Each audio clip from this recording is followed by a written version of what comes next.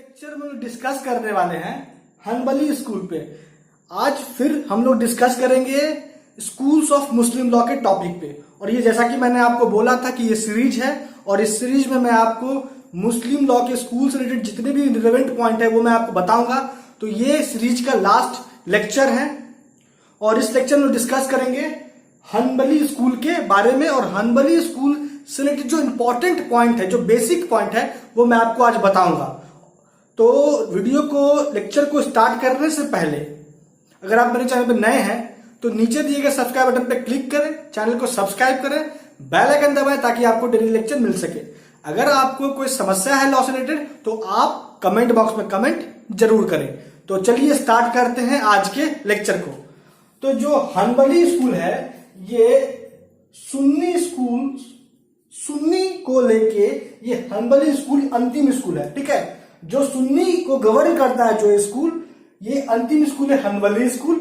तो स्टार्ट करने से पहले आज के टॉपिक को पहले हम लोग रिवाइज कर लेते हैं कि हम लोगों ने इससे पहले प्रीवियस लेक्चर में क्या क्या डिस्कस करा।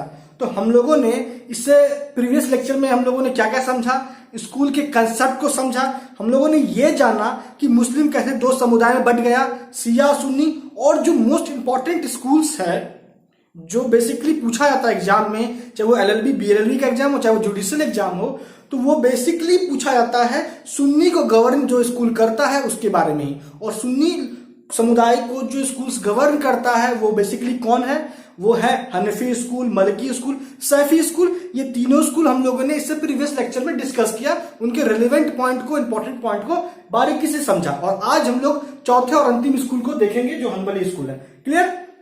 तो चलिए पॉइंट पे आते हैं, स्टार्ट करते हैं आज के लेक्चर को। तो सबसे पहला पॉइंट है कि इस स्कूल के संस्थापक कौन है। तो इस स्कूल के संस्थापक हैं मोहम्मद हनबल। अब ये जो मोहम्मद हनबल है, इनका पूरा नाम क्या है ये देखिए। इनका पूरा नाम है अबू अब्दुल्ला अहमद बिन मोहम्मद हनबल। ये इनका पूरा नाम है। इनका जन्म कहां हुआ? तो इनका जन्म हुआ बगदाद में। और इनका जन्म कब हुआ? तो इनका जन्म हुआ है 780 AD में। और इनकी मृत्यु भी हुई है बगदाद में ही। और इनकी मृत्यु कब हुई? तो ये 855 AD में इनकी मृत्यु हो गई। लेकिन इन मृत्यु के पहले इन्होंने क्या क्या किया और क्या क्या अपने कॉन्सेप्ट को दिया स्कूल को लेके, ये सभी बातें हम लोग जानेंगे। तो आपसे एक रिक्वेस्ट है कि आप लेक्चर को देखते वक्त अपने पास नोटबुक रखें और जो रिलेवेंट पॉइंट है वो आप राइट डाउन करें, ताकि आपको कभी भी जब भी स्कूल्स, मुस्लिम लॉ के स्कूल को लेके टॉपिक उठे तो आपको कोई दिक्कत समस्या नहीं हो। क्लियर? अब आइए दूसरा पॉइंट क्या कहता है। दूसरा पॉइंट कहता है दोस्तों कि इन्होंने शुरुआती दौर में फीक की शिक्षा, Feke that means Islamic jurisprudence की शिक्षा किससे प्राप्त करी? तो इमाम यूसुफ से। बाकी बाद में इन्होंने मक्का जाके भी फीक और हदीस की शिक्षा प्राप्त करी, सैफी साहब से भी। ठीक है, लेकिन शुरुआती शिक्षा इन्होंने फीक को लेके इमाम यूसुफ साहब से ही प्राप्त करी थी। अब ये जो तीसरा पॉइंट है क्या करता है? तीसरा पॉइंट ये साफ बताता है कि हनबली स्कूल का जो बेसिक मोटो था क्या था। तो जो हनबली स्कूल के संस्थापक है मोहम्मद हनबल साहब, उनका जो झुकाव था, उन्होंने ज्यादा फोकस किया ट्रेडिशन पे। ठीक है, हदीस पे ज्यादा फोकस किया, उनका फोकस ज्यादा हदीस पे रहा। बाकी जो सोर्स है, कयास, इन ये सब इजमा पे ज्यादा फोकस रहा ही नहीं। ठीक है, ठीक है, क्लियर? अब देखिए इतना फोकस था इनका हदीस पे कि इन्होंने जो वीक हदीस है, जिस हदीस को कुछ लोग मान्यता देते हैं, उस हदीस को भी इन्होंने एक्सेप्ट करा। क्लियर? इनका कहना था कि हदीस कैसा भी हो, किसी का भी हो, किसी भी एज में दिया गया हो, वो हदीस वैलिड होता है। अब यहां क्यों वैलिड होता है? इसलिए वैलिड होता है क्योंकि उनका यह कहना था कि अगर कोई व्यक्ति कुछ कर रहा है या कुछ कह रहा है तो वो वही कह रहा है, कर रहा है जो उसने देखा है। और ये किससे देखा है? उस लोगों से देखा है जिसका संबंध मदीना से होता है। क्लियर? इसलिए इन्होंने वीक हदीस को भी मान्यता दिया। और ऐसा कि जैसा कि आप दूसरा पॉइंट में देख ही रहे हैं कि इनका ज्यादा झुकाव, ज्यादा शिक्षा इन्होंने हदीस को लेके ही लिया है और इंटरप्रिटेशन भी हदीस का इन्होंने ही किया है। अब देखिए चौथे पॉइंट में हम लोग जब आते हैं तो चौथा पॉइंट कहता है कि इन्होंने हदीस के प्रति इतना इनका झुकाव था, लगाव था कि इन्होंने एक कलेक्शन किया हदीस का, जिसमें लगभग 30,000 हदीस को इन्होंने प्रतिपादित किया। और इन्होंने जो 30,000 हदीस को प्रतिपादित किया, उस कलेक्शन को हम लोग कहते हैं मसनद अहमद। तो मसनद अहमद एक पुस्तक है जिसमें हंबल साहब के द्वारा बनाए गए हदीस का जिक्र है और लगभग 30,000 से ज्यादा हदीस को इन्होंने बताया है इस पुस्तक में। मसनद अहमद जो पुस्तक का नाम है। ये सब बेसिक पॉइंट है दोस्तों हनबली स्कूल से लेके, तो आपको राइट डाउन कर ही लेना चाहिए। अब आइए जो नेक्स्ट पॉइंट है वो क्या कहता है कि इन्होंने ज्यादा फोकस नहीं किया, जैसा कि मैंने आपको बताया कि इनका झुकाव ट्रेडिशन की तरफ ज्यादा था, हदीस पे ज्यादा इनका झुकाव था। इन्होंने किसी भी लॉ को इंटरप्रेट करने के लिए जिस चीज का सहारा लिया वो हदीस था।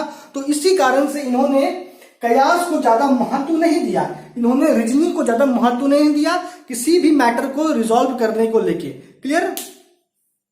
अब आइए जो नेक्स्ट पॉइंट है वो क्या कहता है। नेक्स्ट पॉइंट कहता है कि इन्होंने ऐसा नहीं है कि इजमा कयास को महत्व नहीं दिया लेकिन एज कंपेरिजन टू दी हदीस उतना महत्व नहीं दिया। ठीक है। अब आइए जो नेक्स्ट पॉइंट है वो क्या कहता है कि इन्होंने इजमा को महत्व दिया, लेकिन वो इजमा किसका होना चाहिए, तो वो इजमा होना चाहिए प्रोफेट मोहम्मद साहब के कंपेनियन का।